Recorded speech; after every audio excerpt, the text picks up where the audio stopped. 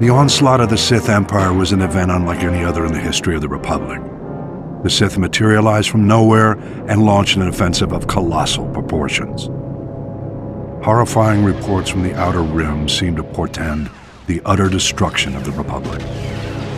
The rapid onset of galaxy-wide terror and panic was part of the Sith Emperor's meticulous calculations.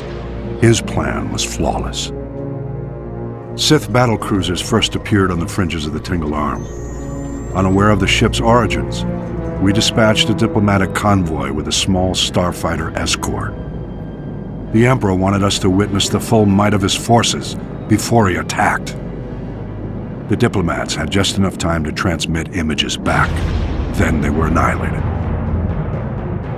Immediately thereafter, the Sith began a full assault on the Republic allies in the Aparo sector, which fell before the Republic fleet even arrived. Then our allies turned on us.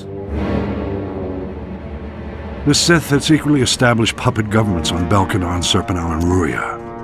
The Republic fleet suddenly found itself in enemy territory, fighting desperately on all sides. The Republic rallied every available ship to support the fleet, leaving only a handful of Jedi security ships to patrol Korriban.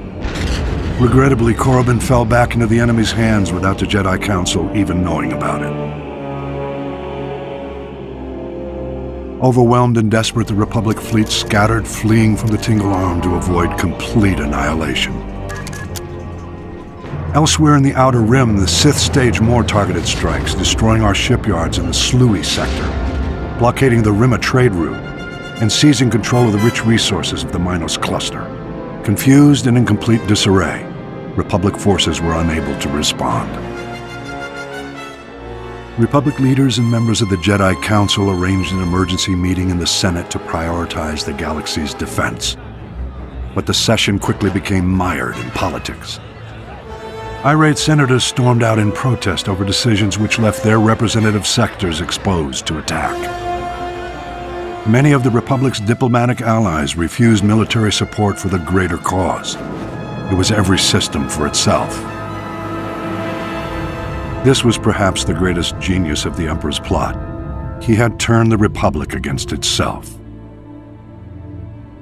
While the Republic played politics, the Emperor used the time to reconfigure his forces for the long push into the galactic core.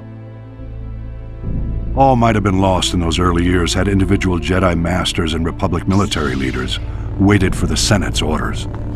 By taking matters into their own hands, they managed to slow the Empire's advances.